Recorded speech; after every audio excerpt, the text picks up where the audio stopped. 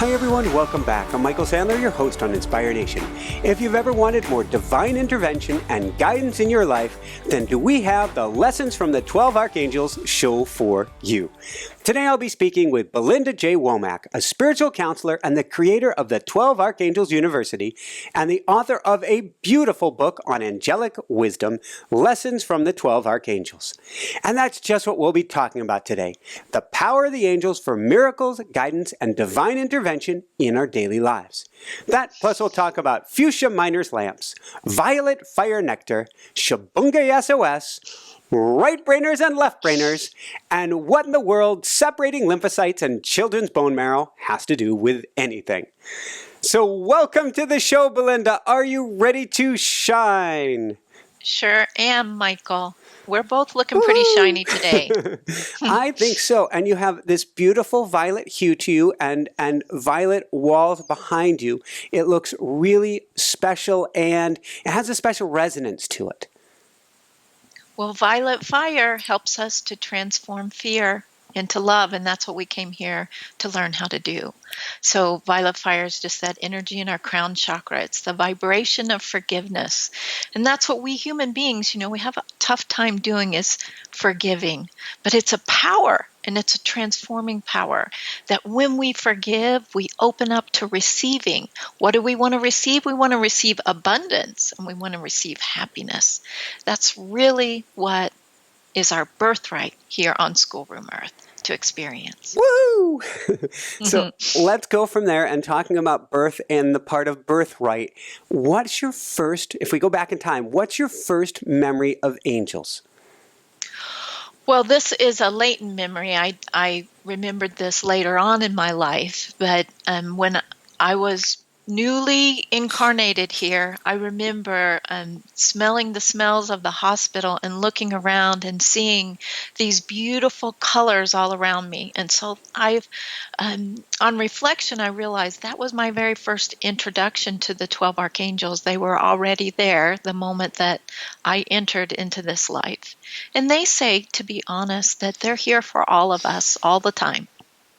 So were they there continuously or regularly during your early years? So angels were, and some ascended masters definitely were in my life, in my early years. I saw all kinds of beings around me, and I had a very strong connection with nature at that time. And I would get myself into trouble because I would see things and know things about people that probably I wasn't supposed to see or know, so I would get in trouble for that. And then that shut down when I was about 11 or 12 and opened up in my first Saturn return in a cell biology lab. Wow. So let's go to that. Before 11, you said that you are a intuitive right brainer. And so what did that mean? Yeah. So as an intuitive right brainer, I was extremely sensitive to the feelings of others, and I would know things, especially if people were hurting or if they, needed some help, needed some love. That's what I would pick up on, and I was really connected with my pets and again with nature. But when I was like 11, because I was in 6th grade, I decided I wanted to be a scientist. I was going to be a biologist, and I was going to save the planet. So that was my, that's what happened. And so then I felt this kind of door shut in my brain.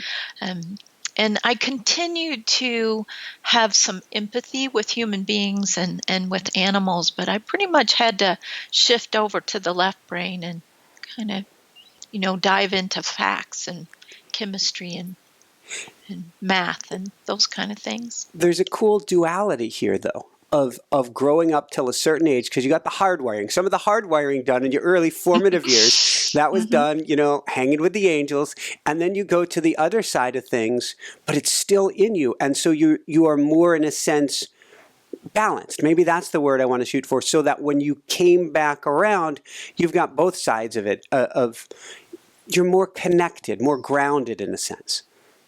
I really do believe that that's why the angels had me live the childhood I did, because it wasn't easy. A lot of us, um, old soul shamanic mystics, whatever you want to call us, we didn't necessarily have a peaceful, easy childhood.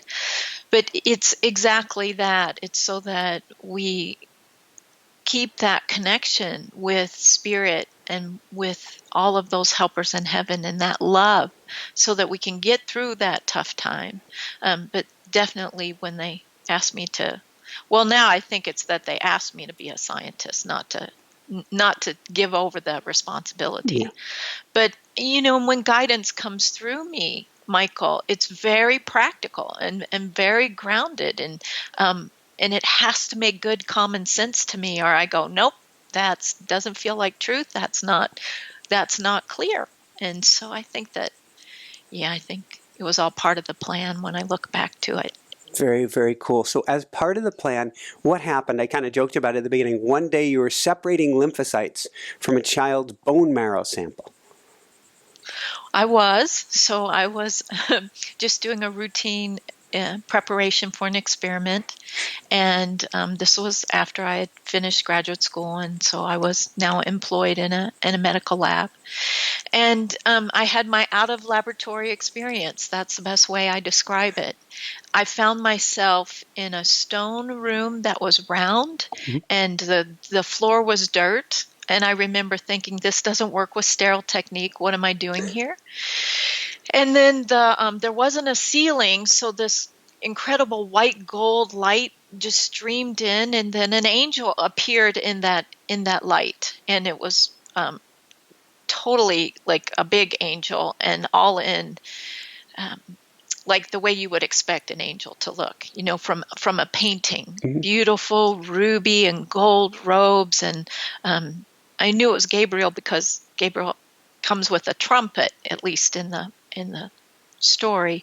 And the angel just spoke to me telepathically and said, Belinda, we're calling you. You have new work to do. And I was like, where am I? What am I doing here? And what is this new work about? And Mhm. Gabriel said, we need you to help human beings to remember that they are God's divine children. They have forgotten that.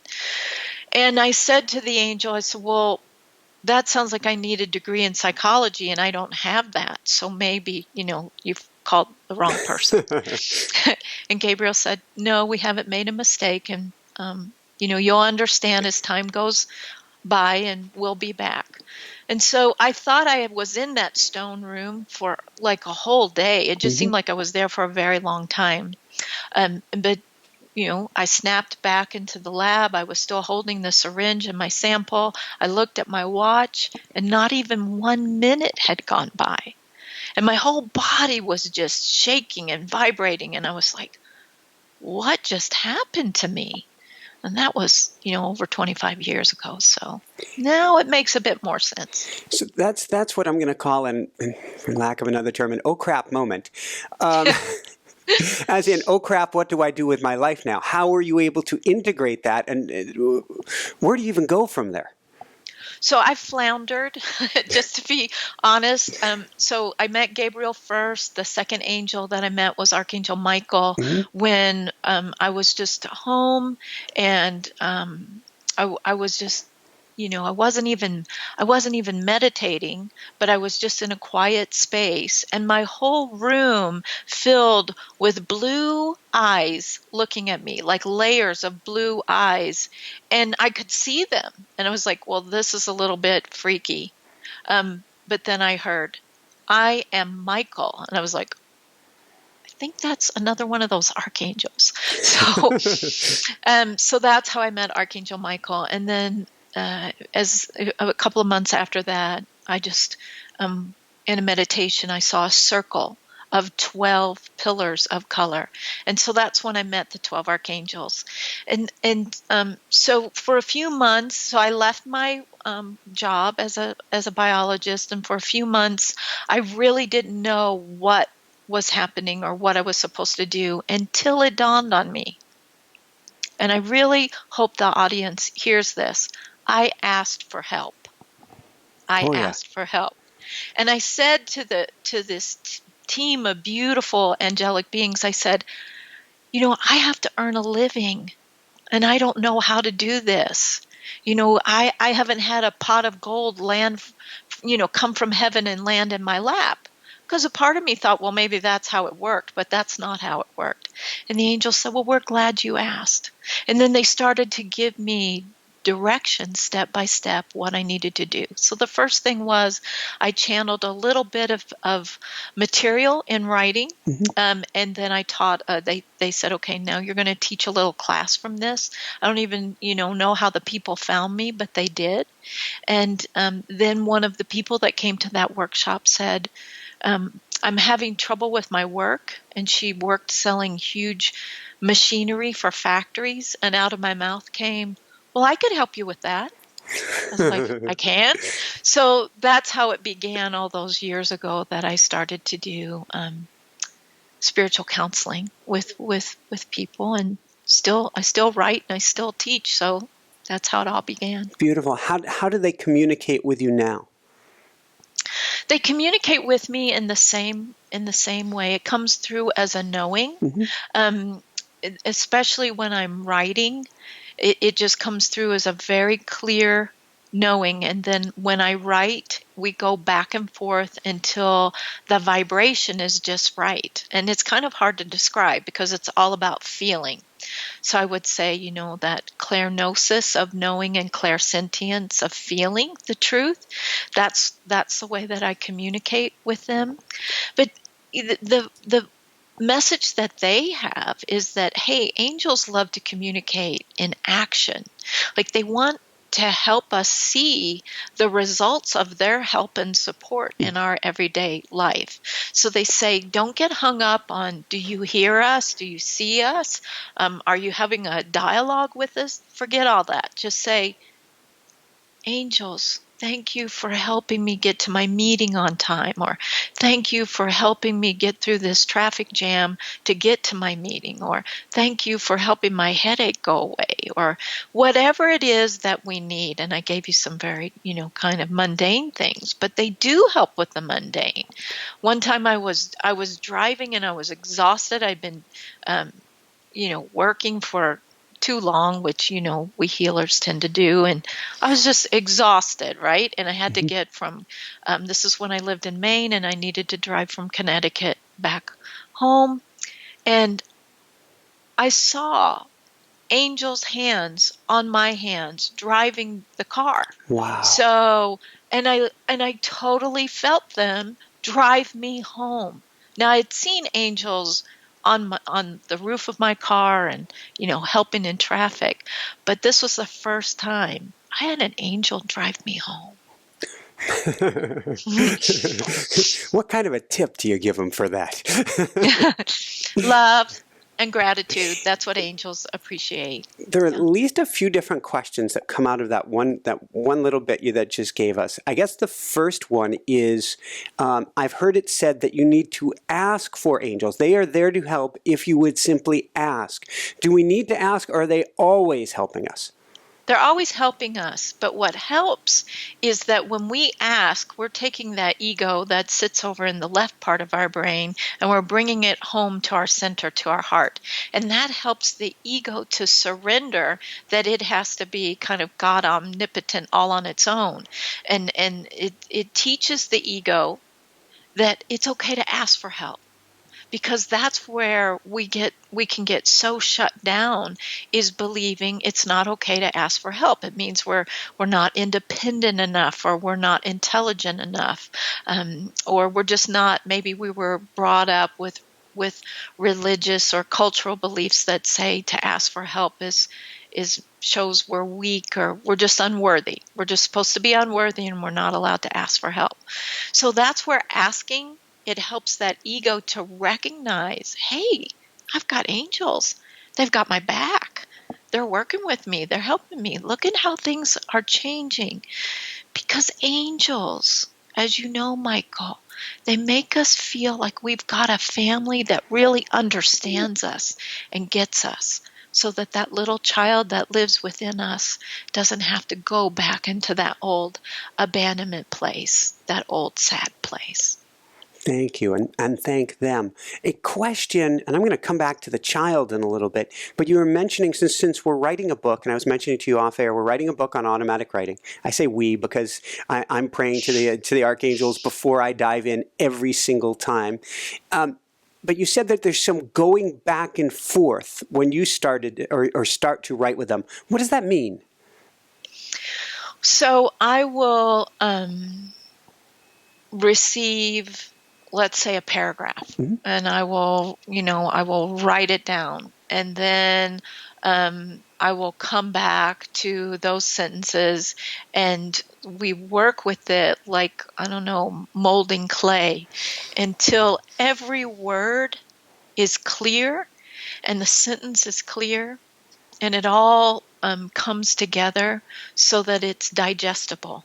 So it's it sometimes in their writing, people have told me that have read lessons from the 12 archangels but it's so simple. And it's like, well, that's how the angels want it to be. They want it to be as clear as that a child can understand it. They're not into intellectual, trying to impress you that with complication. That's not where they're at. They want it to be simple so that it goes in, so that you feel it, you receive it, you welcome it, and you want more of it. You are making me feel so good right now, because I've given our book over to the editor and the words still come, and they've got another book that's like backing up against the first, and I'm like, wait, let me get this one. But one of the questions Jessica asked me is how do you like the book?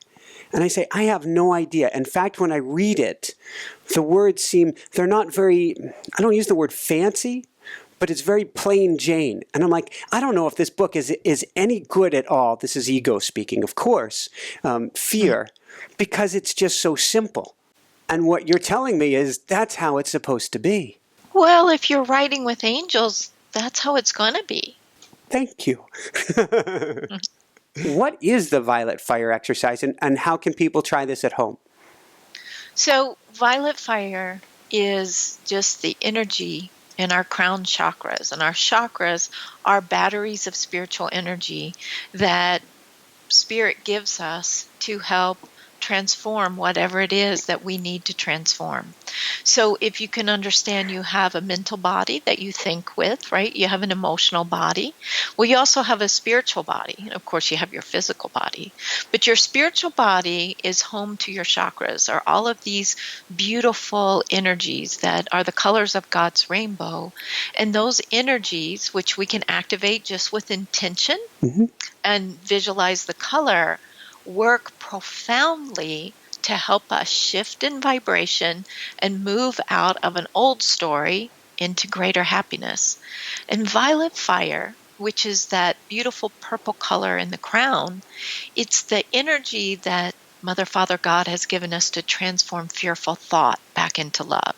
Because we create our reality with our thoughts and our beliefs, and some of those beliefs are stuck way deep down in our subconscious. We don't realize that that's our material we're using to create our experiences. So that beautiful purple color that we can just play with, we just imagine it, and we can swim in it. So we can swim in a violet fire ocean and ask for those beliefs, even if they're ancestral or stuck deep down in our DNA that are limiting us now. We can just release them in that beautiful violet purple energy. And what that does is it brings in forgiveness. Human beings love to feel guilty. We just do. We love to hold on to guilt and shame and suffering and all those heavy-duty things. So when we bring in that energy of forgiveness, and we bring it in from source, then we let it go. That's how we need to let stuff go, is we need energy to help us, or love to help us. Love is the greatest healing power that there is, and we get to work with that power of love through all of these beautiful colors, and that's what the 12 archangels teach us to do. And so we can transform anything that is limiting us just by imagining a beautiful color. I probably told you a lot more than you asked for. It's perfect, though. But one of the things that comes up when I hear forgiveness, and I'm thinking self-forgiveness, is one of the other human characteristics or traits, which is unworthiness. And I'm wondering if you can dive in there, what we can learn, because we all seem to struggle with this unworthiness, not worthy. I guess it's the same thing. Right, not good enough. Bingo. All the not enoughs. Yeah, the angels call them the not enoughs. So it comes from the ego or the human personality being convinced that it is not a divine child of Mother, Father, God, that it's, kind of like scum left on the ground to be walked on and trampled on and disrespected. So when we just imagine ourselves, we just visualize ourselves, this is one of my favorite ones, under a violet fire rain shower. Mm-hmm. And now this is not in Lessons from the 12 Archangels, but just play with this. And you just say, okay, I'm ready to shake off all of my unworthiness. I'm ready to send it back to my Creator, the universe, Mother, Father, God, Divine Source. It all means the same thing. And make room in my vessel for love. So they say, just see yourself under that gentle violet rain Mm-hmm. and shake like a happy wet dog. And you just shake off, right? You just shake off all that not good enough. And you just, and you get the little child in your heart Mm-hmm. there with you. And it really works. You're going to feel, because feeling is your confirmation. You're going to feel, wow. All of a sudden, I feel like I'm really worthy to experience all the success I'm asking for. That's where our angels can help us, and we're just doing these really simple visualizations. If you can't visualize, that's fine. It just means your creative hemisphere of your brain is a little rusty. So just use intention. Still works.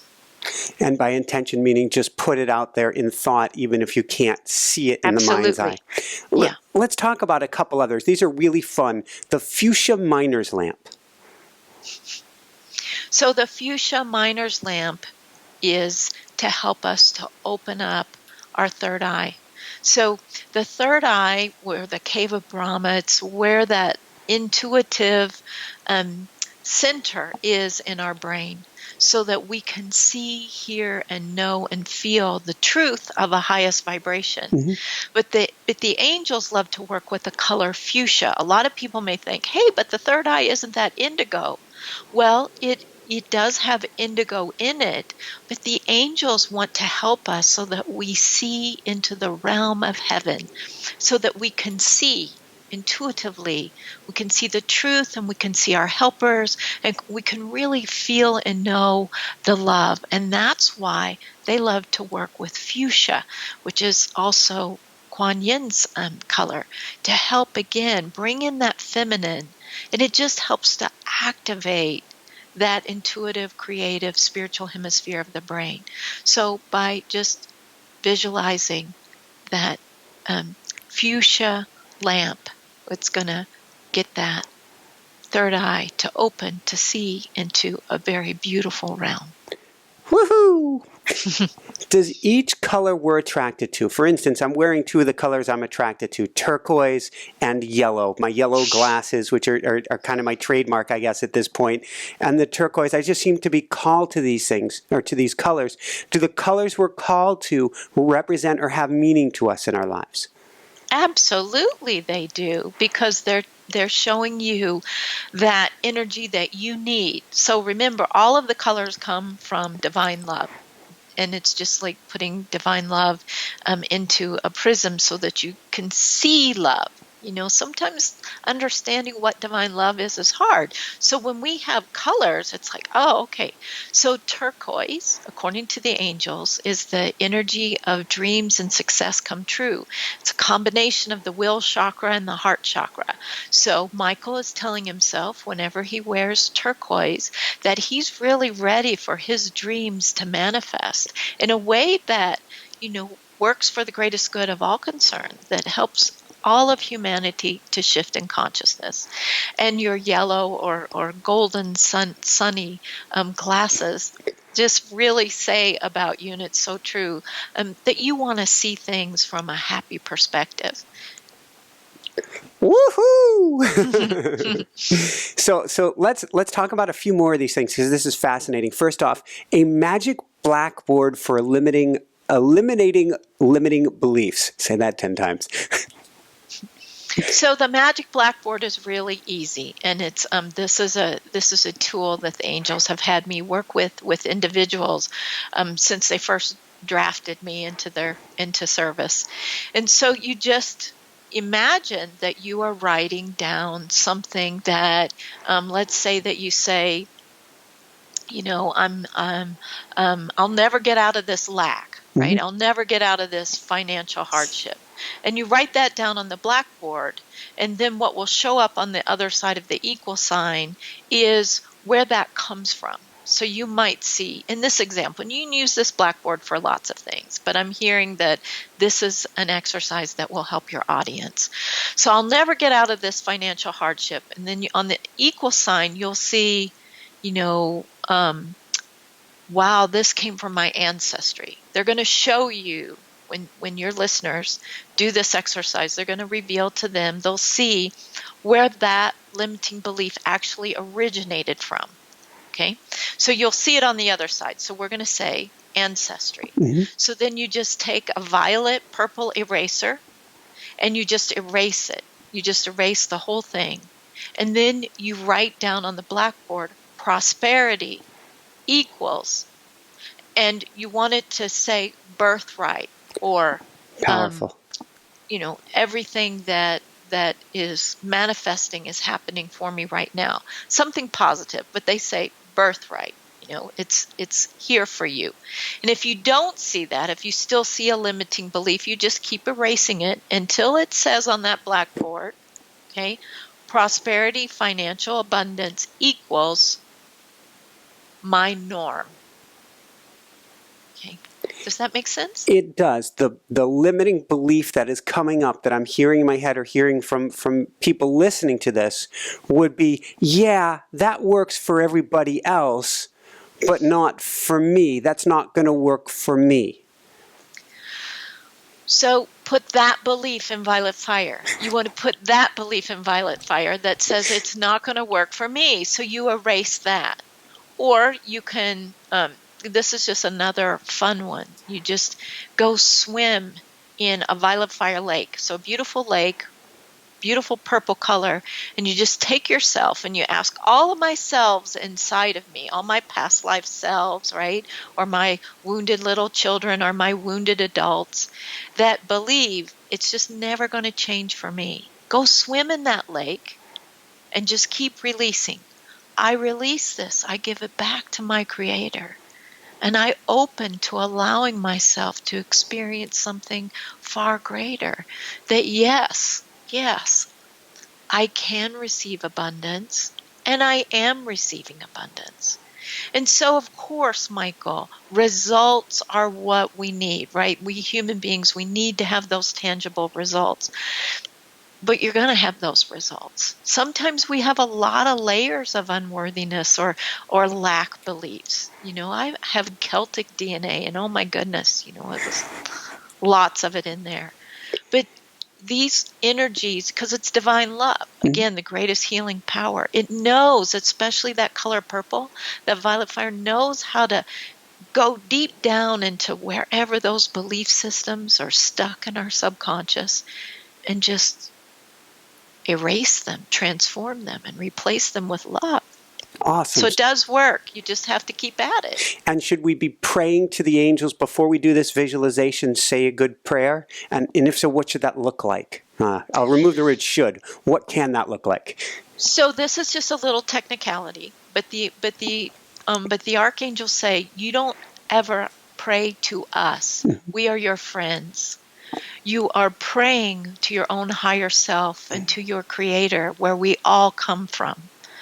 And we are all in this together. So what you can do is to just take some deep breaths and just come into your center and say, I allow myself to be helped, and I allow myself to transform, because I really, really, really want to change. So it comes down to willingness. So even more than having a prayer, Mhm. it's about being willing. So they say, take that willingness and really muster up your willingness to change, to transform, to experience something better, and let that be your prayer. Thank you. From there, a little bit more on color, which is, I want to go from violet here and switch the dial over to red. And one of the big challenges, or well, we've had a lot of great guests on the show lately because it's something we're almost all challenged with, is emotional blocks. And so I wonder if you can talk about riding a red horse. Okay, so the color red is the energy that is in our root chakra, the spiritual battery that we sit on, that's at the base of the spine. Mhm. And this is where we bring in and anchor the Divine Mother's energy. Now, the Divine Mother and the Divine Father are never separate. So you can think of this as the Divine Feminine. But it is that red, ruby, pink, all of those kind of colors and those flavors that help us to receive. That feminine is what helps us to receive. And in order to receive, we have to feel our feelings.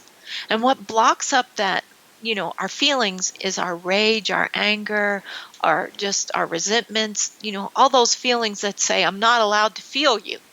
Okay. Mhm. So, a very powerful image is just to put yourself with the little child that lives within you on a scarlet red horse, because it's going to activate courage, but it's going to activate all of those intense emotions and help you to release them and give them back to Mother, Father, God, so that you can fill up with feelings of peace, of safety, of security, of feeling included, of feeling wanted, of feeling on purpose. So that's the power of riding that red horse just in your imagination. It's going to help you to release any stuck emotions. And that's so important for our physical health, because according to the angels, it's stuck emotion, buried emotion, sometimes from past lives or that we've even inherited, that causes disease, especially the illness of cancer. Thank you, thank you, thank you. The last one I have on this color section, and this is fascinating. Everybody, you're going to want to get her book. Get her book. Get her book. With that said, that wasn't so subliminal, was it? White, white fire. The power of white fire to help us. Okay, so many people, lots and lots and lots of spiritual teachers talk about white light. So the 12 archangels prefer the word energy or fire, and it's a little technicality, but they say that light is masculine and it is connected with Father God. Sound is feminine and it's connected with Mother God, or the divine feminine. And when light and sound come together, it creates creation or love or fire. So they use the word fire so that it just has more umph to the healing. And so when you put that feminine and masculine together with the child energy of pure love, and you focus it, Mm-hmm. then that white fire becomes the flame of purification. What it does is it goes in and it says, oh, well, look at this. This little particle of you or belief system or organ has fallen into the illusion that you are not, that you yourself are not source, that you yourself are not from the creator, that you are not from the central sun. So it cleans that and it purifies it so that your whole vessel has an easier time remembering with every atom of who you are, that you're divine, you're human, you're humanly divine, divinely human. You've taken me back. I had I mentioned before the show, I've had 2 near-death experiences, and after the second one, after I chose to came back, I'm laying on the rocks outside Lake Tahoe. I'm broken, but I'm good. I'm good. I'm bleeding to death internally, but I'm gonna make it. And I had to consciously breathe. It was a choice. I had to consciously breathe. It was a mindfulness exercise to stay alive till help got to me. And I'm looking up at the sun, and it was a white fire is the best description. And I'm breathing in light and sending out love to try to find a way to keep myself going. But it's that white fire that you describe. It wasn't light at the end of the tunnel. It was this white fire of a sun is the only way I can describe it. And so, wow. Wow. So it's source, Michael. It's the central sun or the central soul where we all come from. And, it just recreated you. It recreated you atom by atom by atom so that you could continue on your mission here. Thank you. I'm like, Kleenex, please. Let's go from there. Let's talk about some of the angel keys to freedom. I found this particularly important for people. There are 6 beautiful angel keys. Maybe we can start with surrendering to the will of God. What does that mean? So surrendering to the will of God is an act or an action that the ego, the personality, can do to really help get out of the way. Because again, God created us, and God created the ego to believe in separation, to believe in fear. So fear is the vibration of where love feels like it's been lost, and fear creates suffering and torture and hatred and all of those things that we get to experience here on Schoolroom Earth. So when we surrender, what that does is it gently lifts the vibration of ego and it brings it into alignment or balance with the heart, which just means the soul. It's just another word for that spirit part of us. And it's so incredibly magical and deeply spiritual to say, I surrender. Because we get to have free will here to a certain extent. But our free will can really get us into trouble, and it can keep us kind of like in the same homework lessons over and over and over and over. Like how many times do you have to have a broken heart to realize, oh, maybe I'm going after the wrong type of person? Whereas if we surrender our will and we let our soul bring us in our true love, then it's like, well, isn't that a bit easier? You still have to learn and grow. So when we're beating our heads against the wall, this is a time to say, I surrender to the will of God, which is exactly the same as I surrender to my higher will. It means the same thing. Thank you. And on that note, another part of surrendering to my highest joy and good. Well, that's a very smart thing for us to do, right? So the first thing we do is we surrender the will of our ego, which is actually causing us to suffer because it's bottled up in fear. It's caught up in separation. That ego has forgotten, hey, I'm a divine child of God. I just need to say, hey, parents, help me out. So when we then surrender to our highest joy and good, it's like it really lifts us up. It lifts up the vibration of our minds because that's what we create with. And it says, you know what? I'm ready to co-create like heaven on earth kind of creation. Thank you. And the next one is to ask, demand to see all the gifts in your experience. I think this is such an important one. The importance of asking, what does this teach me? Absolutely. That's like really important because we're here in school. And it's easy to either forget that we're in school here or to not even acknowledge it. But we choose to come to Schoolroom Earth to learn the value of love. And the old story is at one time all there was love. But we didn't really get to appreciate the qualities of love, like compassion and understanding. What does unconditional love mean? So to take something that is causing us to suffer, or an experience that is not pleasant, uncomfortable, or even painful, and to say, well, what is the gift here? What is it that I need to Yes. learn? What is it that I need to learn? And it's always about letting more love in where love has been missing.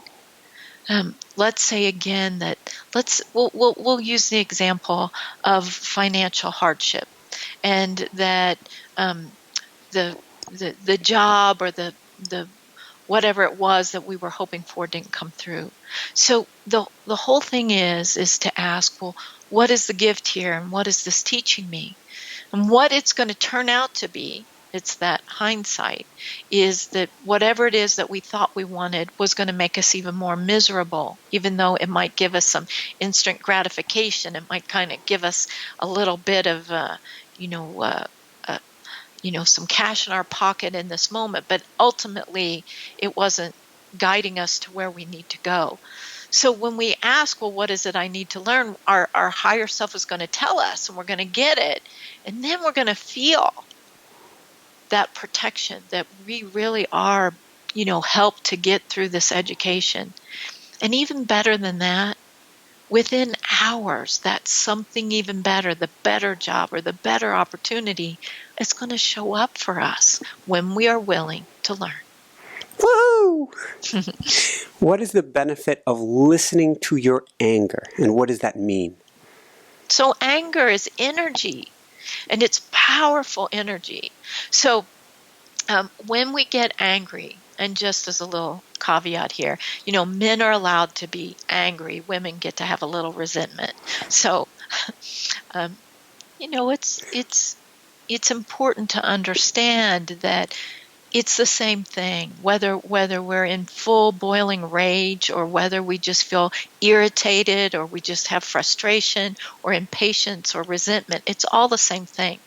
And so when we just allow ourselves to acknowledge it, all of our feelings, and say, okay, what am I feeling angry about? That we will hear something that we need. Anger is a repressed need. I mean, it's repressing something that we need. So then we say, okay, well, I need love, or I need health, or I need help, or I need cash, whatever it is. And then we say, thank you, thank you, thank you, divine source, my creator, mother, father, God, the universe, pick your name, for blessing me with exactly what I need right now. The anger's gone, and it makes space for love. Love is a manifesting material. It creates what it is that we need and what we desire. Anger represses it. Again, feel our anger. Ask, what is it that I need? Ask for that to be fulfilled by Source. And things change. Thank you. And I think it's so important, because there are a lot of teachers out there, and there's a lot of part of the positivity movement that says, don't feel anger. That's a negative emotion. But it is so, so important to be asking the questions and feeling it, rather than going, I'm spiritual, I don't have anger. Well, it's power that we're not using, that's just sitting down there and being wasted and festering, and will eventually cause illness in our bodies. So let's go from anger to kind of its twin cousin, and let's talk about fear. And fear is in as far as time. We get wrapped around the illusion of time. What does that mean? So when Schoolroom Earth was created, and the Archangel Lucifer Michael, who we like to call as Archangel Michael, but it really is a whole angel. Lucifer meaning the light, Michael meaning the will. So the light is when we have that pure crystal thought of that divine masculine together with the will. So it creates clear direction. So when we are having that clear direction, we We know where to go. We know what to do. But when fear comes in, fear takes the light or the Lucifer part, and it lowers that vibration so that then our thoughts are contaminated. They go into, there's not enough for me. They go into, I'm a victim here. I have no power. And all of these lower vibrational thoughts are caused by fear. Mm-hmm. And this is the purpose, again, of Schoolroom Earth, is to be able to recognize where there's fear and all the names of fear. Again, lack, suffering, misery, guilt, resentment, separation from other human beings, and, prejudice and bigotry. And so it's to recognize where there is fear and to say, wow, I choose love. Let's lift this back up, this vibration of fear. Let's put it in the color purple and transform it back into love. Because fear only magnetizes more fear to it. And it can be addictive. Like human beings, the angels are always blown away by how much we kind of get entertained by fear. They're like, wow. Because, it can be exciting and scary and all of those things, but it doesn't help us to get what we really want. It doesn't. There's a old Russian punk, I think, something like that. A song I heard after healing from my first near-death experience, and the initial words go, "Start wearing purple. Start wearing purple for me now." Well, it works. It works. Awesome. Let's talk about something for raising that vibration. The importance of saying, "I am one with God." So, and again, Michael, some people get activated by saying God. Maybe it's a genetic something or a past life something, and they say the word God and they feel like that is either blasphemous to say that word or it just hits some kind of old religious programming. So the 12 archangels always say, substitute the word God if that doesn't feel right to you. Say, I am one with the universe. I am one with Source. I am one with the Creator. I am one with the Central Sun. I am one with love. And by doing this, what it does is it pulls, again, that ego up back to remembering who you really are, who we are, that we are one with the angels. We're one with the awesome, wonderful, positive, galactic beings out there in celestial guides helping us, guiding us to get through Schoolroom Earth, because this school is for every soul, every particle of God's energy, wherever it is in the entire universe. We're doing this education for everyone. So it's, the more we say, I am one with God, that lifts up humanity and helps every human being to remember, well, this is a movie and this has got a lot of illusion in it, and I'm here to learn that I deserve heaven on earth. So let's bring some more of heaven's vibration right here. What does that mean, heaven on earth? Well, heaven is a place where there is no fear. Heaven is a place and a vibration that does exist here. And that's why those of us who are sensitive can feel our loved ones that have passed on to heaven. Well, we can see them standing next to us and we can feel them, because heaven's vibration, it can be right here on earth. It's that, again, there's no fear, there's no separation, there's no suffering. There's just love and joy. That's heaven. Thank you. When we had talked just before we started the show, you said if I want to ask the angels or the archangels directly a question, to feel free to do that. And I do have a few wrap-up questions and hopefully time for a brief meditation. But before that, is there any few things, like what's the most important one or two things that the archangels would like to share with our audience? Believe in your power. Believe that, yes, you do have the power to change your experiences, to change your lives for the better. These changes often happen step by step, but these times the clock is ticking faster than ever. You are moving through your lessons faster than ever. Well, that is our first message to you. And number 2 is we're here. We're here to help you. We're here to support you. Call on your helpers in heaven. Call on us, experience us, feel us, and let yourselves experience greater joy, greater happiness, because this is your birthright. And by your doing this, you help change the negative story for all concerned into something far, far better. And we are grateful. We are so grateful to serve with you, to serve you, to help you experience who you are, to experience who you are. Wow. Thank you. Thank you, Archangels.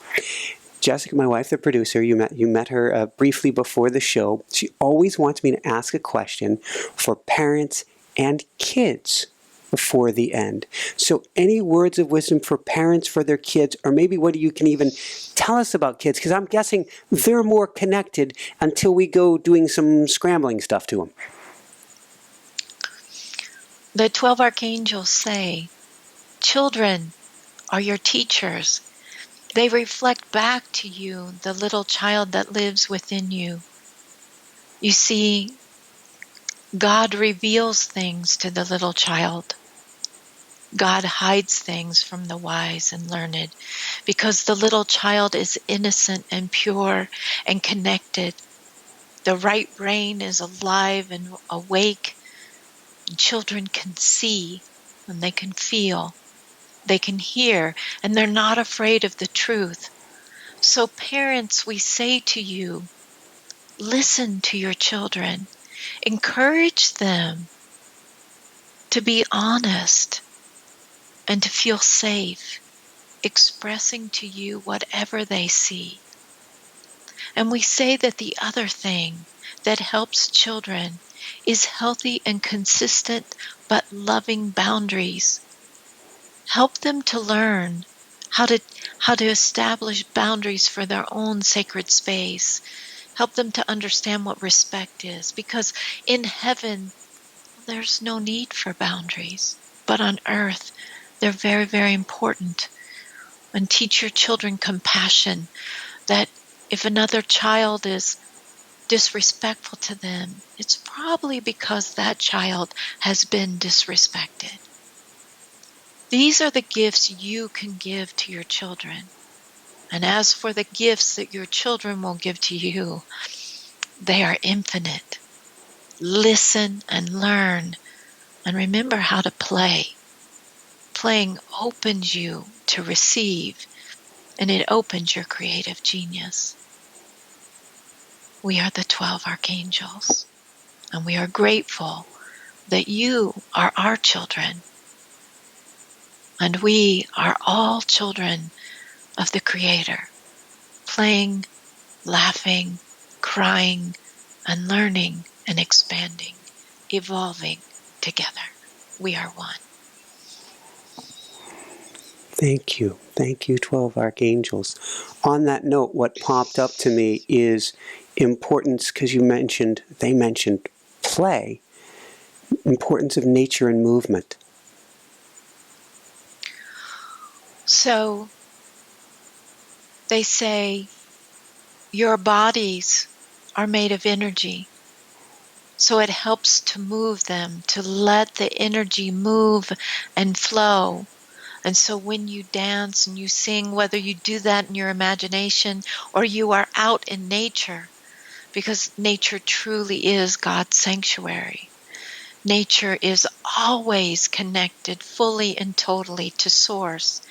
And for you to be and play and dance and sing and walk and run in nature helps you to reconnect and to feel that connection that You are loved, and you are surrounded by love, and you are surrounded by abundance, and you are surrounded by guidance.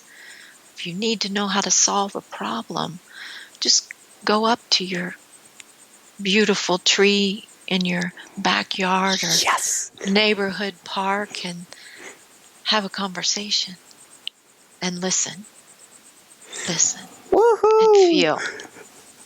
This is 3 interviews in a row where the author has talked about sitting beneath your tree, being with your tree, asking for guidance with your tree, 3 in a row. And one of our guests, Janet Connor, last week was saying, you listen when you hear things coming up in the 3s.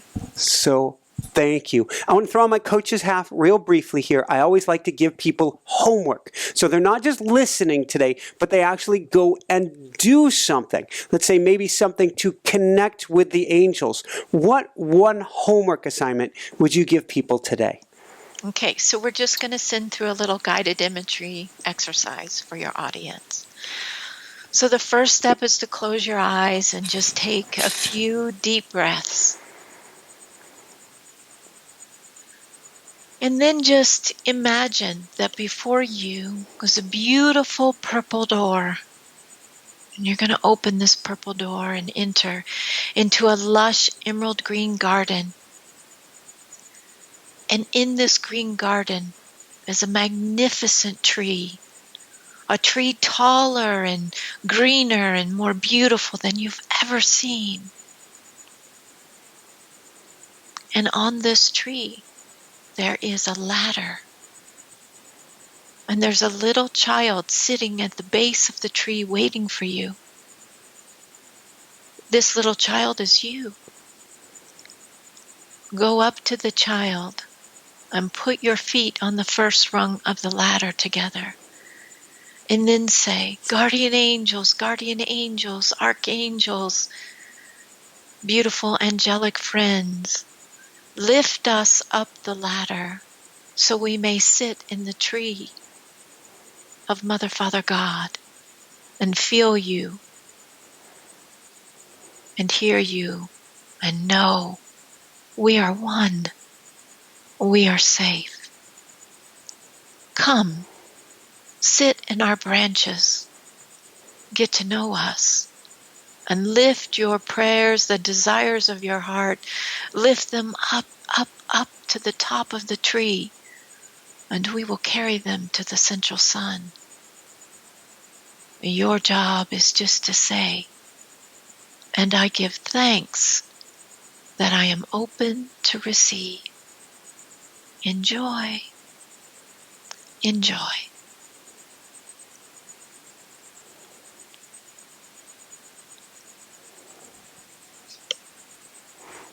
Woo! Couple last wrap-up questions. First, where can people go to find out more and to find your beautiful book? So to find out more about what Belinda offers, they just need to go to my website, which is my name, belindawomack.com. So that's BELINDAWOMACK.com. As far as the book, that's available on Amazon or through the publisher, which is Inner Traditions and Barron Company. Thank you, thank you, thank you. Last couple questions. First off, what personally brings you the greatest happiness, or what I call the woohoo factor? Oh, it's when I help somebody else feel better. That really lifts Belinda up. You know, I'm so sensitive that I need to really deal with whatever's coming up so that I feel happy and hopeful. And I just love it when I can help do that for others. You've done it for a lot of others today. So thank you so much. Any last words of wisdom that you'd like to share with people today? I'd really love for your audience to hear that they are not alone. We are not alone. And those angels and our guides and our loved ones in heaven can help facilitate anything and everything in this life that we are dreaming into being. But it works like this. It has to be what is for our greatest good and for the greatest good of all concerned. And so if it is not, just be patient. The hardest thing for us human beings is to be patient. But we really are helped and supported. We are so not alone. Whatever it is that we are trying to create, there's a whole team of helpers in heaven helping us to bring that into manifestation on the earth. But sometimes it just takes patience. The bigger whatever it is, well, sometimes the more energy and the more energy it's going to take for that to go out into the world. And they say that to you, Michael, for your book. It's going to take some patience, because what you are bringing through, it has to build its momentum. So just hold on, keep asking for help, keep asking for Spirit to open one door after the next door after the next door, and follow through. And they are there for you in those moments. If you lose your faith, it'll only be in the blink of an eye. And they also would like to say to you that 2 near-death experiences are enough. So thank you. keep yourself grounded in love, and let that beautiful child within you know he is wanted here. He is wanted. And he is appreciated, and they are grateful for you. Wow. Archangels, thank you. I thank you. I mentioned before the show that I pray to them all day, every day. All day, every day. My work, this show could not exist if I wasn't going into that state of prayer beforehand and trying to listen and get guidance. All of my coaching would exist. Nothing of this of my current life would exist. So I can't thank them enough. But I can't thank you enough for being on the show. This has been so much fun. Really, really fun and great stuff that is going to help people so much. So I cannot thank you enough, Belinda. Well, you are very welcome. And thank you so much for the opportunity to put some love out there. Woo! All right. So for everyone out there, this is Michael Sandler saying, be well, have fun, get lessons from the 12 Archangels, and start getting divine intervention today. And shine bright. Woohoo! Thank you so much, Belinda. You're so welcome. You're so fun. And I'm excited for you. God, you and Jessica have good things coming. Thanks so much for watching. If you enjoyed it, be sure to like below. Also, leave your comments. Have some real fun with it. Subscribe to our channel where you're going to get more great videos, more interviews coming up. And check out our website, inspirenationshow.com. That's where you'll find tips, blogs, information, videos you won't find anywhere else, and useful and helpful resources to really help you kickstart your life and to shine bright. Thanks so much again.